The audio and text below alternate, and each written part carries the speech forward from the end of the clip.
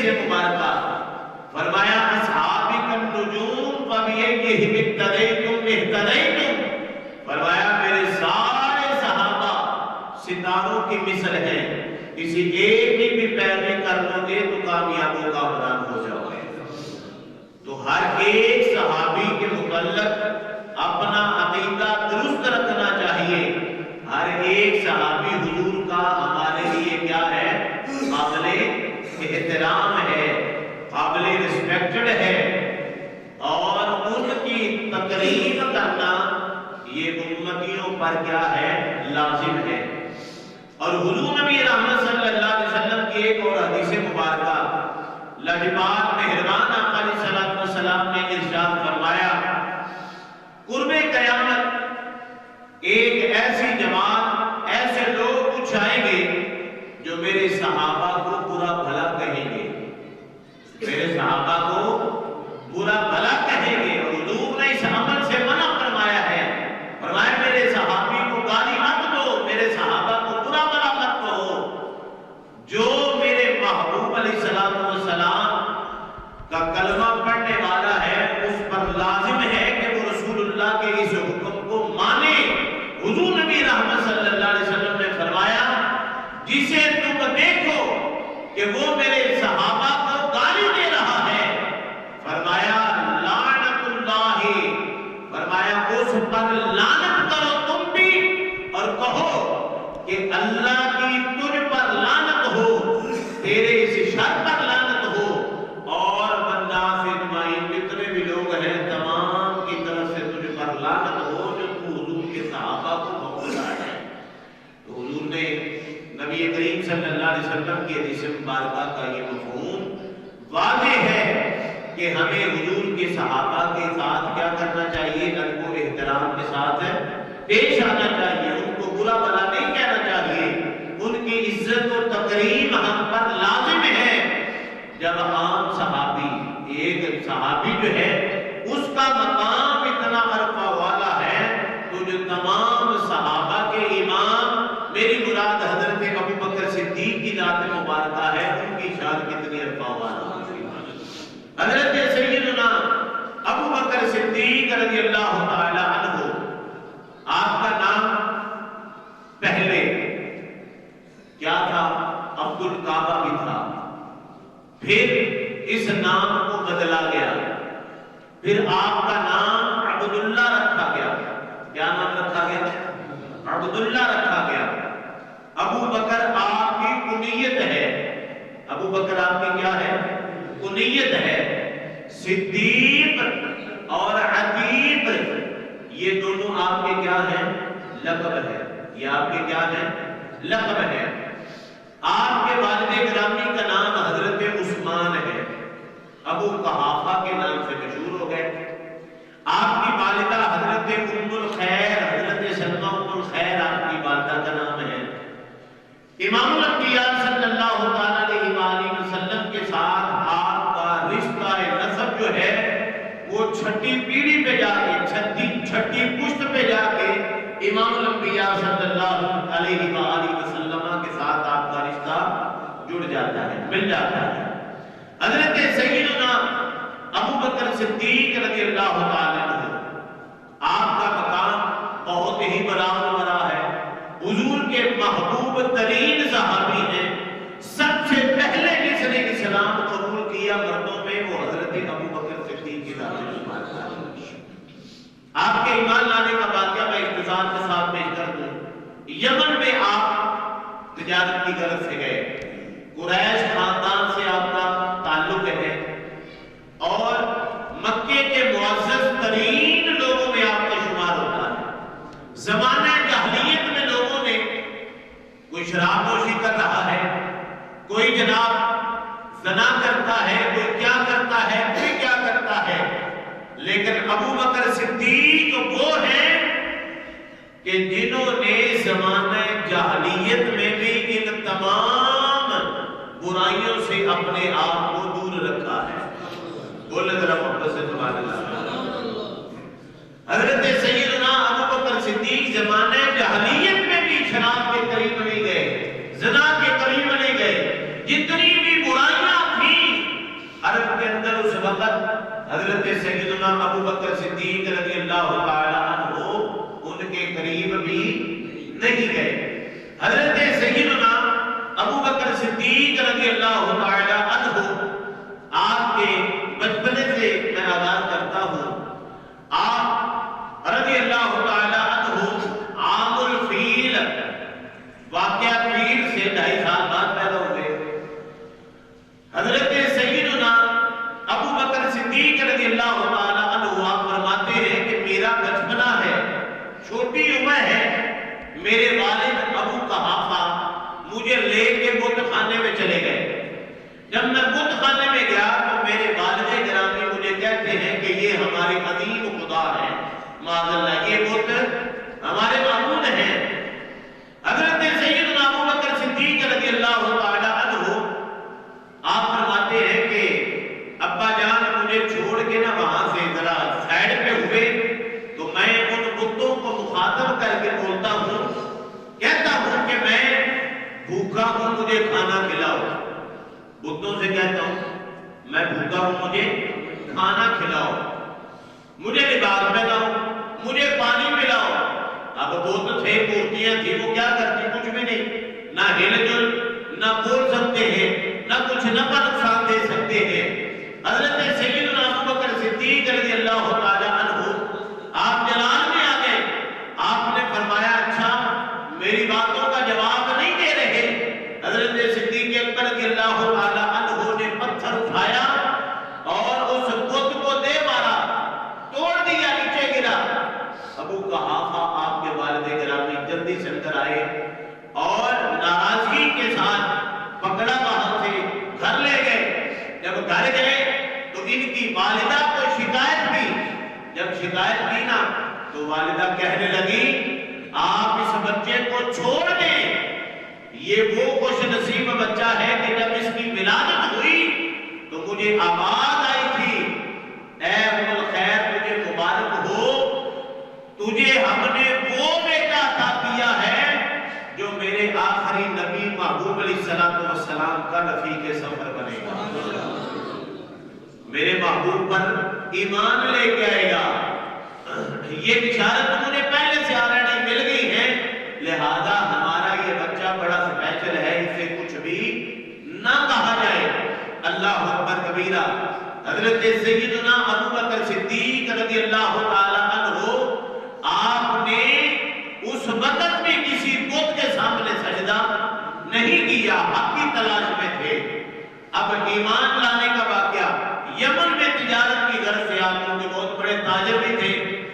مکے کے اندر جتنے بھی شرفاء لوگوں کا شمار ہوتا تھا حضرت صدیق اکبر کا خاندان اور بالخصوص آپ کو لوگ بہت ہی عزت و تکریم کی نگاہ سے دیکھا کرتے تھے اور لوگوں کے فیصلے فرمایا کرتے تھے. قتل اگر کوئی ہو جاتا تو اس کی نیت جو ہے وہ حضرت صدیق اکبر رضی اللہ تعالی عنہ کی مانی جاتی تھی، آپ کے فیصلے بھی تسلیم کیے جاتے تھے. جناب سیدنا ابو بکر صدیق رضی اللہ تعالی عنہ آپ یمن میں تجارت کی غرض سے گئے ہوئے تھے. وہاں پہ ایک بوڑھا راہب، ایک عالم عیسائیوں کا، اس نے جب دیکھا نا تو دیکھ کے ابو بکر صدیق رضی اللہ تعالی عنہ کو قریب بلا لیا اور پوچھا کہ تم اہل عرب ہو؟ اس نے کہا. آپ نے فرمایا کہ میں عرب سے ہی آیا ہوں. وہ عالم جو راہب تھا وہ کہنے لگا کہ تم قریشی ہو، قریش خاندان سے تمہارا تعلق ہے؟ جناب ابو بکر صدیق رضی اللہ تعالی عنہ آپ نے فرمایا ہاں میں قریش خاندان سے ہی تعلق رکھتا ہوں. تو وہ راہب کہنے لگا کہ میں اللہ کی عزت و جلال کی قسم، جو میں نے اپنی کتابوں میں نشانیاں علامات پڑھی ہیں، مجھے لگتا ہے کہ تو وہی ہے. ذرا اپنی قمیل کو پیٹ سے اٹھا، میں وہ آخری نشانی بھی دیکھنا چاہتا ہوں. جناب سیدنا ابو بکر صدیق رضی اللہ تعالیٰ عنہ آپ نے فرمایا کہ کیا مسئلہ ہے؟ وہ پہلے بات بتا پھر میں تمہیں قمیل اٹھا کے دکھاؤں گا. جناب سیدنا ابو بکر صدیق رضی اللہ تعالیٰ عنہ سے وہ راہب کہتا ہے، یمن میں رہتے ہوئے یہ بات مکالمہ چل رہا ہے، وہ کہتا ہے کہ اے عرب کے رہنے والے اے قریشی خاندان سے تعلق رکھنے والے حسین و جمیل نوجوان، ذرا تو نشانی تو دکھا۔ آپ نے کبیر اٹھائی، فرمایا کہ یہ جو دل ہے کالے رنگ کا سیاہ دل، یہ ہم نے اپنی کتابوں میں پڑھ رکھا ہے تمہارے بارے میں کہ تو ہی وہ خوش نصیب ہے کہ جسے آخری نبی کا پہلے ایمان لانے والوں میں شمار ہوگا، اور تو ان کا پہلے ایمان لانے والا بھی ہوگا، اور تو ان کا سپاہی جانثار بھی بنے گا، اور ان کا پہلا خلیفہ اور پہلا صحابی بھی ہونے کا تجھے شرف اللہ تعالیٰ کرے گا۔ یہ کون بتا رہا ہے؟ راہب بتا رہا ہے جو یمن میں بیٹھا ہوا ہے۔ حضرت صدیق اکبر کے ساتھ بات چیت ہو رہی ہے۔ حضرت سیدنا صدیق اکبر پاک نے رسول اللہ صلی اللہ علیہ وسلم کی یہ شان سن لی۔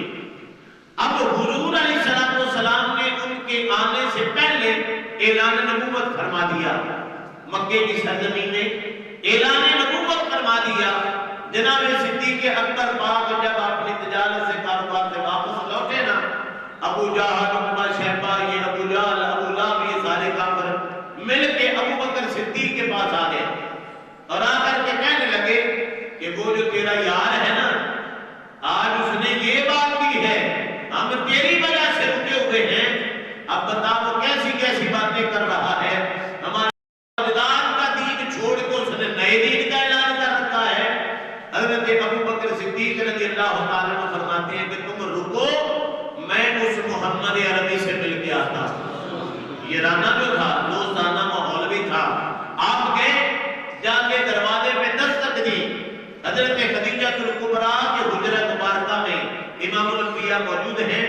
امام الانبیاء صلی اللہ علیہ وسلم تشریف لے کے آئے، کہنے لگے، عرض کرنے لگے، یا رسول اللہ صلی اللہ علیہ وسلم آپ نے کوئی اعلان کیا ہے؟ تو آپ ہمارے جو بڑے ہیں ابا و اجداد، ان کا دین چھوڑ کے نیا دین کا اعلان کر چکے ہیں۔ آپ کریم آقا علیہ السلام نے فرمایا، ابو بکر میں تجھے بھی اس دین متین کی دعوت دیتا ہوں، آپ اس دین حق پر تو بھی ایمان لے اور سیدھے راستے پہ آ جا، اس وحدہ لا شریک کو ایک مان لے، کامیاب و کامران ہو جائے گا۔ حضرت صدیق اکبر رضی اللہ تعالیٰ عنہ کو دین متین کی پہلی دعوت دی گئی نہ جب، تو حضرت صدیق اکبر پاک نے عرض کی، یا رسول اللہ آپ نے دعویٰ بہت بڑا کیا ہے، اب کوئی دلیل بھی اس پہ ہونی چاہیے۔ حضرت سیدنا صدیق اکبر رضی اللہ تعالیٰ عنہ سے حضور نے فرمایا، اے ابو بکر یمن سے آیا ہے، کیا دلیل یہ کافی نہیں کہ وہ راہب کے ساتھ جو تیری بات چیت ہوئی ہے، وہ جب اس بات کا اقرار کر رہا ہے اور تجھے خوشخبری دے رہا ہے کہ تو اس آخری نبی پر ایمان لائے گا، اس کا جانثار سپاہی بنے گا، اس کا صحابی بنے گا، کیا وہ دلیل کافی نہیں ہے؟ عرض کی، یا رسول اللہ وہاں تو میں تھا یا وہ راہب تھا، یہ بات آپ تک کیسے پہنچ گئی؟ اسی وقت آپ نے کلمہ پڑھ کے حضور کی صحابیت کا اعلان فرما دیا۔ حضور باقی آپ سب فرما رہے ہیں، نبی جو ہوتا ہے وہ غیب کا علم رکھنے والا ہوتا ہے، تو آپ یمن کی خبریں جو یہاں پہ دے رہے ہیں، حضور میں آپ پر ایمان لے کے آتا ہوں، آپ کو میں اللہ کا سچا رسول مانتا ہوں۔ پہلے صحابی بن گئے، اور اسلام کا سب سے پہلا جو خطیب ہے اسے بھی ابو بکر صدیق کہا جاتا ہے۔ جس نے سب سے پہلے اسلام قبول کیا اسے بھی حضرت ابو بکر صدیق کہا جاتا ہے۔ حضرت بھی وقار کون؟ حضرت سیدنا ابو بکر صدیق رضی اللہ تعالی عنہ، میرے کریم آقا نامدار صلی اللہ علیہ وسلم پر سب کچھ تن من دھن قربان کر دیا۔ آپ کا ایک لقب ہے صدیق، کیا لقب ہے؟ بولو کیا لقب ہے؟ صدیق، سوال کے نیچے زیر ہو، صدیق آپ کا لقب ہے۔ صدیق کا معنی کیا ہے؟ بہت ہی زیادہ سچا، بہت ہی زیادہ۔ ایک ہے صادق، ایک ہے صدیق۔ صادق اور صدیق میں کیا فرق ہے؟ صادق واقعے کے مطابق بات کرے، وہ بات وہ بھی سچا ہے، لیکن صدیق مبالغے کے صیغہ ہے تو اس کو کہتے ہیں زبان سے کہہ دے اللہ ویسے ہی فرما دیتا ہے، یعنی صادق واقعے کے مطابق بات کرتا ہے۔ مثال کے طور پہ کوئی بندہ آ کے کہے کہ جی عبداللہ پور میں یہ واقعہ ہوا، کوئی بندہ دوسرا کہے کہ واقعی یہ بات ٹھیک کر رہا ہے، تو وہ کیا کہلائے گا؟ صادق ہے۔ وہ کیا کہلائے گا؟ یہ بندہ یہ سچی بات کر رہا ہے۔ ایک واقعہ ہوا نہیں، صدیق کی زبان سے وہ کلمات نکل جائے، اب زبان سے کلمات نکلنے کی دیر تھی، اللہ اس اپنے یار کو جھوٹا نہیں ہونے دیتا، جیسا اس نے صدیق نے کہہ دیا ہے اللہ ویسے ہی فرما دیتا ہے۔ اس کی مثال آئیے قرآن مجید سورہ یوسف کو اٹھا کے دیکھیں۔ دو قیدی جنہوں نے اس وقت عزیز مصر بادشاہ کو قتل کرنے کا پلان کیا، اب کیا ہوا؟ وہ رات فاش ہوا تو قیدی ان کو کر دیا گیا، یوسف علیہ السلام بھی قید خانے میں جیل میں ہیں۔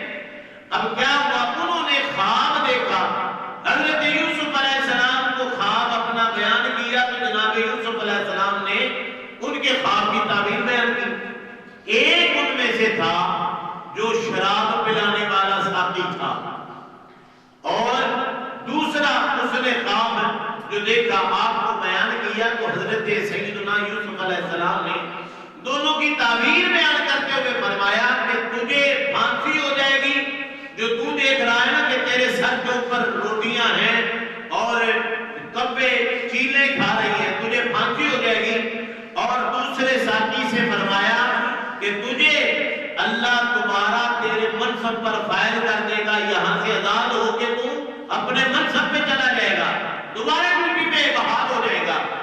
اب انہوں نے کیا کیا؟ چیزہ لیا، انہوں نے کہا کہ ہم نے تو یہ خواب دیکھا ہی نہیں، تو یہ آپ تعبیر اپنی طرف کیسے بیان کر رہے ہیں؟ سورہ یوسف کے اندر ہے۔ اب حضرت یوسف علیہ السلام نے فرمایا کہ ہم نے تم نے اگر نہیں بھی دیکھا، اب جو میں نے کہہ دیا ہے یہ ایسے ہی ہوگا، اس کی تعبیر ایسے ہی ہوگی۔ اب کیا ہوا؟ ایک نکلا اسے پھانسی دے دی گئی، اور دوسرے کو ڈیوٹی پر بادشاہ کے جو خدام تھے ان میں دوبارہ اسی ڈیوٹی پر بحال کر دیا گیا۔ اب وہ بندہ ساتھی آیا یوسف علیہ السلام سے ملاقات کے لیے اور کہتا ہے یوسف ایھا الصدیق، اے یوسف تو تو بڑا ہی سچا انسان ہے، تو کیا ہے؟ صدیق کا لفظ سورہ یوسف میں فرمایا ہے۔ اب واقعہ بھی ہوا نہیں، یوسف علیہ السلام نے فرما دیا کہ ایسے ہوگا، وہ ویسے ہی ہو گیا، وہ اپنی ڈیوٹی پہ بحال ہوا۔ تو اس شخص نے یوسف علیہ السلام کو کہا یوسف ایھا الصدیق، اے یوسف تو بڑا ہی اچھا اور سچا انسان ہے۔ اب یہاں پہ صدیق کا ایک مثال میں نے یہ دی۔ آئیے دوسرا، ایک روایت میں آتا ہے کہ حضرت سعید خدری رضی اللہ تعالیٰ عنہ کے والد گرامی حضرت مالک بن سنان رضی اللہ تعالیٰ عنہ، احد کی جنگ ہے، احد کی جنگ کے اندر آپ شہید ہو گئے۔ اب امام الانبیاء صلی اللہ علیہ وسلم تشریف لے کے آئے تو مالک بن سنان کی بیٹی جو ہے چھوٹی سی ہے، وہ کہتی ہے کہ حضور میرے بابا کدھر ہیں؟ حضور جانتے تھے کہ اس کے بابا شہید ہو گئے۔ مالک بن سنان کیا ہو گئے؟ شہید ہو گئے۔ اس کی دل رکھنے کے لیے، دل جوئی کے لیے آپ نے سکوت اختیار فرمایا، فرمایا میرے پیچھے عمر آ رہے ہیں وہ بتائیں گے۔ عمر پاک آئے، انہوں نے بھی بچی کی دل جوئی کرتے ہوئے نہ بتایا، فرمایا پیچھے عثمان آ رہے ہیں وہ بتائیں گے۔ پیچھے علی آئے، انہوں نے بھی اسی طرح ہی جواب دیا۔ اب پیچھے حضرت ابو بکر صدیق اینڈ پہ تھے، تو اب ابو بکر صدیق سے جب پوچھا گیا نا، پہلے جانتے تھے کہ وہ شہید ہو گئے ہیں، جناب ابو بکر صدیق پاک کو علم نہیں تھا کہ وہ شہید ہو گئے ہیں۔ آئے تو بچی نے پوچھا کہ میرے بابا مالک بن سنان کہاں ہیں؟ حضرت سیدنا ابو بکر صدیق رضی اللہ تعالیٰ عنہ نے فرمایا تیرے بابا مالک بن سنان ابھی پیچھے آ رہے ہیں۔ اتنا کہنا تھا، حضرت ملک الموت روح لے کر رب کی بارگاہ میں حاضر ہو رہے ہیں۔ اللہ نے فرمایا ملک الموت جلدی کر اور اس کی روح کو لے کے مالک بن سنان کے جسم میں داخل کر دے۔ عرض کی مالک کو مولا یہ جانے قدرت کے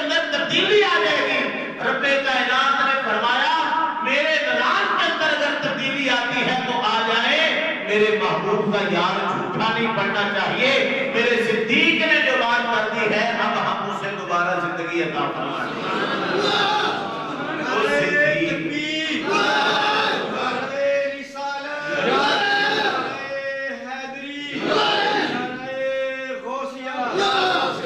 حضرت سیدنا ابو بکر صدیق، یہ صدیق جو فرما دے اللہ وہ واقعہ ویسے ہی فرما دیتا ہے. اسے کیا کہتے ہیں؟ صدیق. جو فرما دے اسی مطابق واقعہ ہو جائے اسے صدیق کہا جاتا ہے. کون؟ حضرت سیدنا ابو بکر صدیق. میرے کریم آقا نامدار صلی اللہ علیہ وسلم نے فرمایا دنیا میں جس بندے نے بھی مجھ پر جو احسان کیا، جو بھی نیکی بھلائی کی ہے، ہر ایک کا بدلہ میں نے اسے لوٹا دیا. ابو بکر کے اتنے مجھ پر احسان ہیں کہ دنیا میں تو نہیں، قیامت کے دن اللہ رب العزت ان کے احسانوں کا بدلہ عطا فرمائے گا. ابو بکر صدیق رضی اللہ تعالیٰ عنہ وہ خوش نصیب ہیں کہ مسجد نبوی شریف کی توسیع کے لیے اگر مسجد خریدنی ہو تو ابو بکر صدیق کے احسانات کو دیکھیے. آج بندہ مسجد نبوی شریف میں نماز باجماعت ادا کرے تو کتنی نمازوں کا ثواب ملتا ہے؟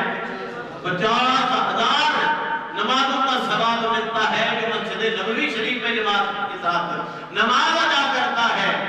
اب حضور نے فرمایا من بنا للہ مسجدا بنى اللہ لہ بیتا فی الجنہ. فرمایا جو اللہ کا گھر تعمیر کرتا ہے، اللہ کا گھر مسجد بناتا ہے، اللہ اس کے لیے عالی شان جنت میں محل بناتا ہے.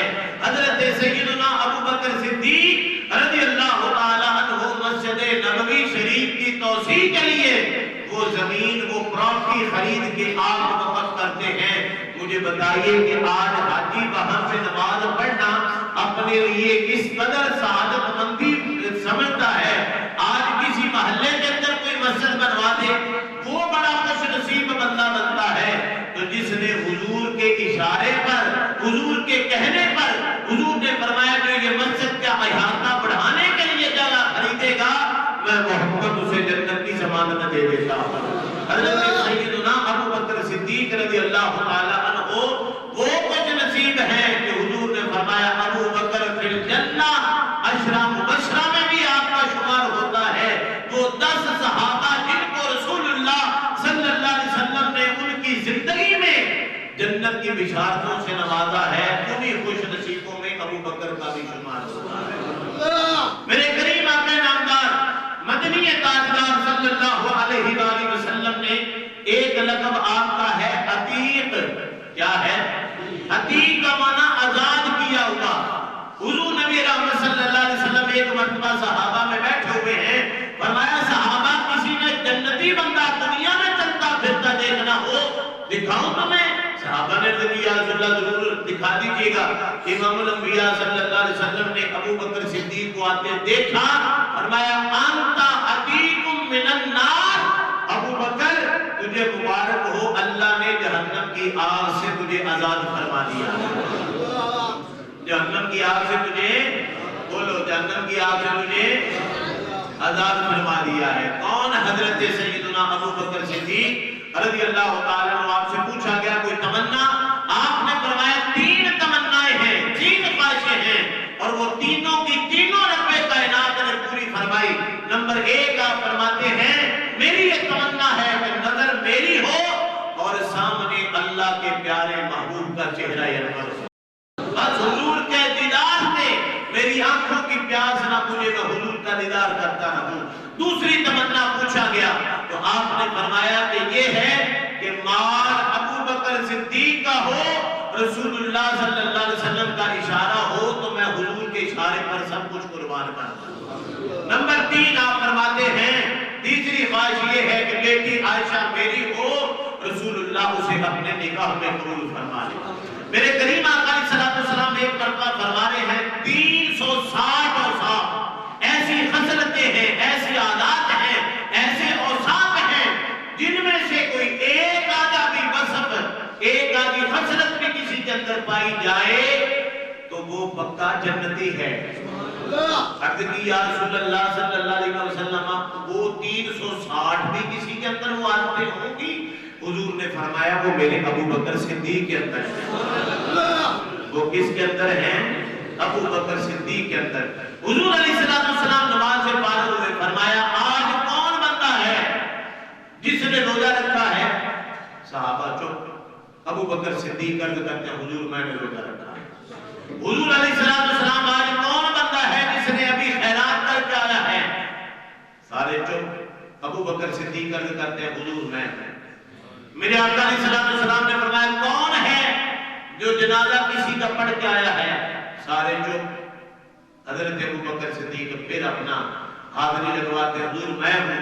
میرے آقا نے فرمایا جس کے اندر یہ ساری خوبیاں ہوں وہ دنیا میں چلتا پھرتا جنتی تو ہے، وہ دنیا میں چلتا پھرتا جنتی ہے۔ میرے کریم آقا نامدار صلی اللہ علیہ وسلم کے غلاموں، حضرت سیدنا ابو بکر صدیق رضی اللہ تعالی عنہ کے بارے میں حضور نے فرمایا میرے صدیق کے بارے میں مجھے کوئی بھی دکھ نہ دے، تکلیف میں نہ مبتلا کرے۔ جس نے میرے صدیق کو برا بلا کہا اس نے میں محمد کو تکلیف پہنچائی ہے، اور فرمایا جس نے میں محمد کو تکلیف پہنچائی اس نے اپنے رب کو غضب کی دعوت دی ہے۔ فرمایا جس نے میرے ابو بکر صدیق کو راضی کیا اس نے میں محمد کو راضی کیا ہے، جس نے میں محمد کو راضی کیا اس نے رب ذوالجلال کو راضی کیا ہے۔ آخر میں ایک دو شعر صرف حضرت سیدنا ابو بکر صدیق پاک کی شان میں پیش کرنا چاہتا ہوں وقت کی نزاکت کے پیش نظر کہ سرورے کونین کا فرمان گئے، سرورے کونین کا فرمان ہے کہ مجھ پہ